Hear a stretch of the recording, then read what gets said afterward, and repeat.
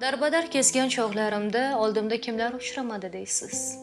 Gastrobator bo'lib yurgan paytlarimdagi tanishlarim, o'zlarini jinoyat olamining sherlari deb bilgan kimsalar, hatto to'qlikka sho'xlik qilgan erim. Ularni kechirishim kerakmidi? Yo'q, albatta. Lekin eski tanishdek gaplasha olardim. Hozirgi vaziyatimda o'g'lim uchun bu narsalar arzimagan narsa edi. Chunki gina qudrat saqlab o'tirishim lozim emas edi. G'alabaga ishonardim. Va bunga ishonmagan ayolga dushmanning keragi yo'q. Chunki